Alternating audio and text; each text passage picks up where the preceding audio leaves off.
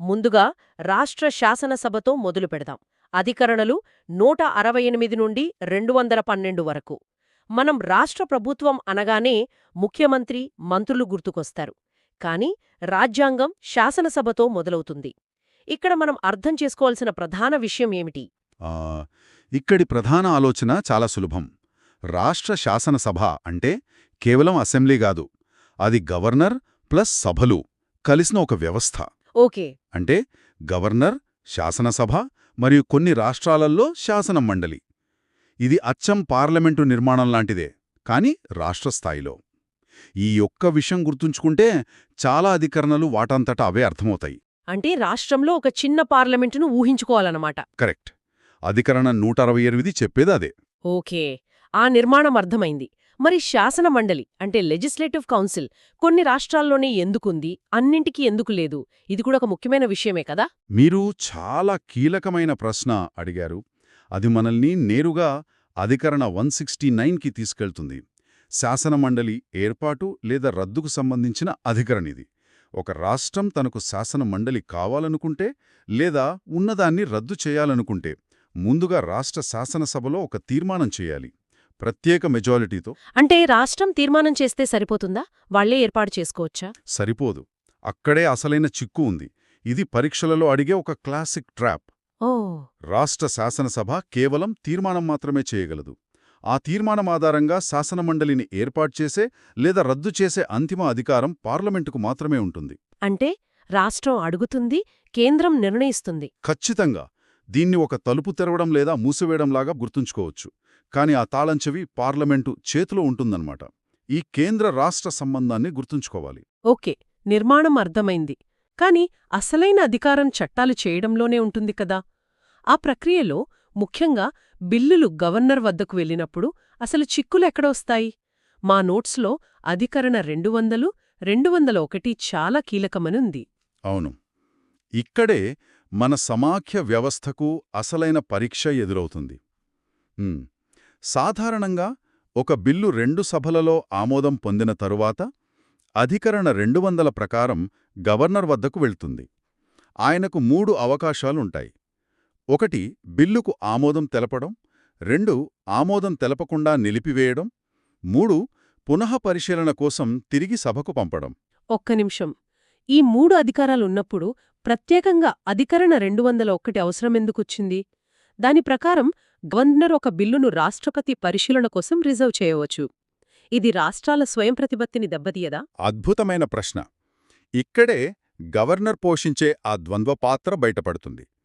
Governor ఒకేసారి 2 పాత్రలు పోషిస్తారు: రాష్ట్రానికి రాజ్యాంగ అధిపతిగా మరియు కేంద్ర ప్రభుత్వ ప్రతినిధిగా. అవును.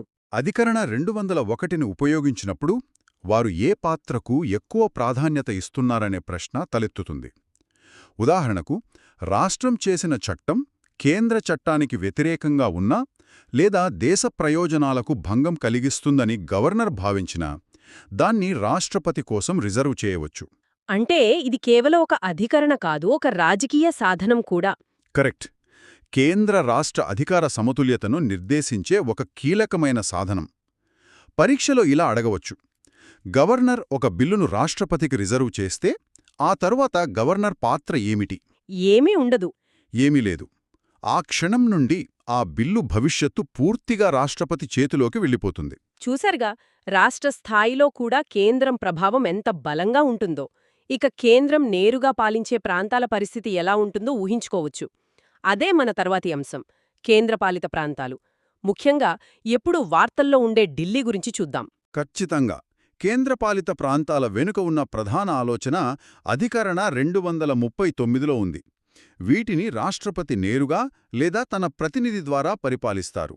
రాష్ట్రాల్లా వీటికి స్వయం ప్రతిపత్తి ఉండదు. దీనికి కొండగుర్తు. రాష్ట్రపతి చేతిలో రిమోట్ కంట్రోల్. అయితే ఢిల్లీ పరిస్థితి కొంచెం భిన్నం కదా. అక్కడ ఎన్నికైన ప్రభుత్వం, ముఖ్యమంత్రి ఉంటారు. అయినా సరే కేంద్రంతో ఎప్పుడూ ఘర్షణ పడుతూనే ఉంటారు. అధికరణ 239లో ఉన్న ప్రత్యేకత ఏమిటి? ఢిల్లీ ఒక చాలా ప్రత్యేకమైన కేసు. అధికరణ 239 దానికొక ప్రత్యేక హోదానిస్తుంది. ఇది పూర్తిగా రాష్ట్రం కాదు, అలా అని పూర్తిగా కేంద్రపాలిత ప్రాంతమూ కాదు. అంటే ఒక హైబ్రిడ్ మోడల్ లాంటిదా? కరెక్ట్. దాన్ని అలానే చెప్పొచ్చు.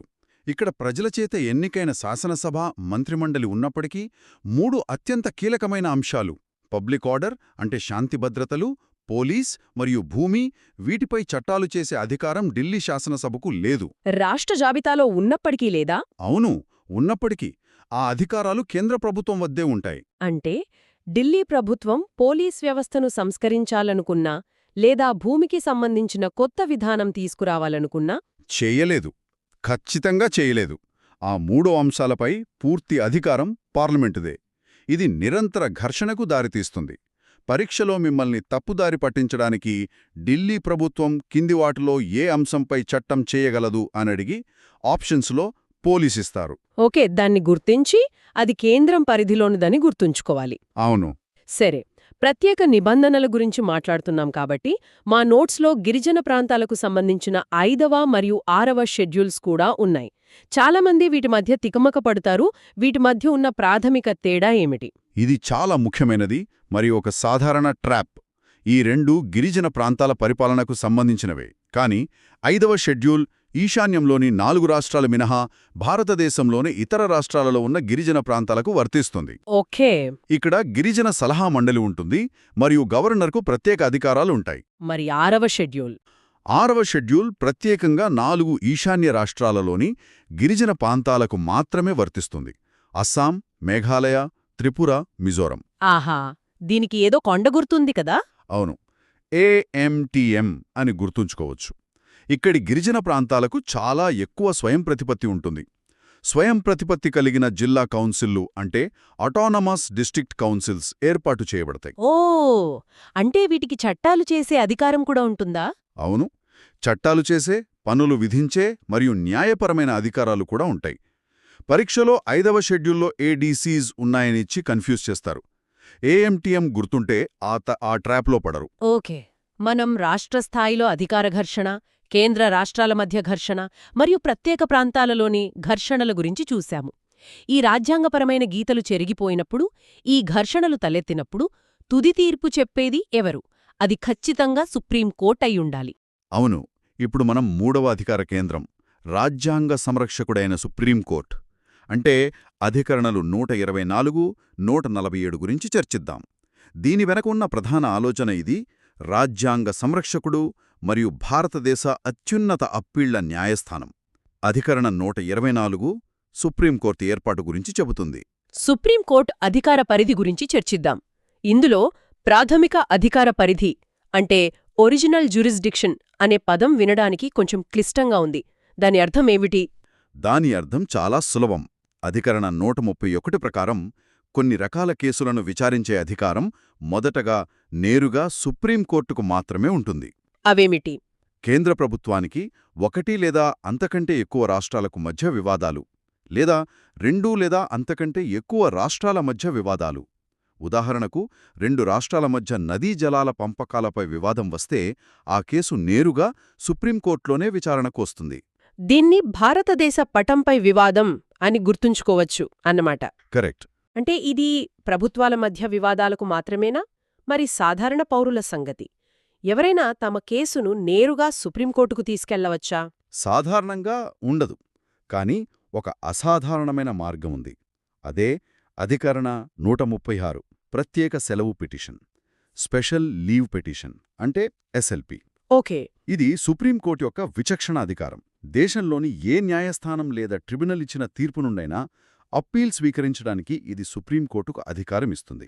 ఒక వైల్డ్ కార్డ్ ఎంట్రీ లాంటిది. అవును, సరిగ్గా చెప్పారు. ఇది పౌరుల హక్కు కాదు, కేవలం సుప్రీంకోర్టు దయపై ఆధారపడి ఉంటుంది. సుప్రీంకోర్టు తీర్పిచ్చాక దాని ప్రభావం ఎలా ఉంటుంది? అలాగే అధికరణ 142 గురించి కూడా చాలా చర్చ జరుగుతుంది. సంపూర్ణ న్యాయం అనే పదం వినడానికి చాలా శక్తివంతంగా ఉంది. అవును, అధికరణ 141 ప్రకారం సుప్రీంకోర్టు ప్రకటించిన చట్టం భారతదేశంలోని అన్ని న్యాయస్థానాలకు కట్టుబడి ఉంటుంది. సింపుల్గా చెప్పాలంటే సుప్రీంకోర్టు తీర్పే దేశ చట్టం. ఇక మీరడిగిన అధికరణ 142 అది సుప్రీంకోర్టుకున్న ఒక అసాధారణమైన అధికారం.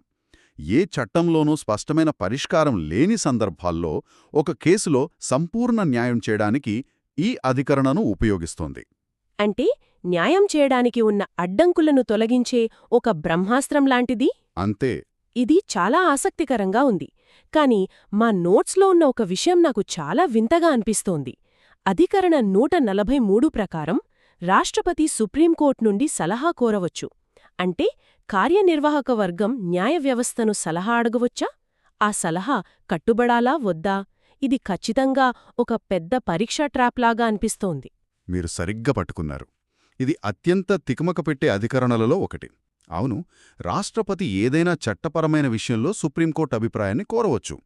కాని ఇక్కడ 2 కీలకమైన చిక్కులున్నాయి. అవేంటి? ఒకటి, ఆ, రాష్ట్రపతి అడిగిన ప్రతిసారీ సుప్రీంకోర్టు సలహా ఇవ్వాల్సిన అవసరం లేదు. ఓకే. 2, ఇది అత్యంత ముఖ్యమైనది. ఒకవేళ సుప్రీంకోర్టు సలహా ఇచ్చినా ఆ సలహా రాష్ట్రపతికి కట్టుబాటు కాదు, నాన్ బైండింగ్. Non binding. అవును, అది కేవలం ఒక అభిప్రాయం మాత్రమే. మరి అలాంటప్పుడు ఈ మొత్తం ప్రక్రియకు అర్థమేమిటి? కట్టుబాటు కాని సలహా కోసం ఎందుకింత శ్రమ?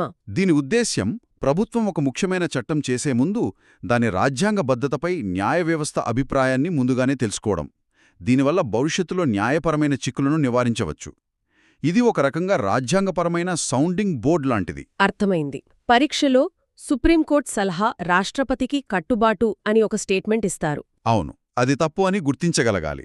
ఓకే, ఇప్పుడు చిత్రం మొత్తం స్పష్టంగా కనిపిస్తోంది.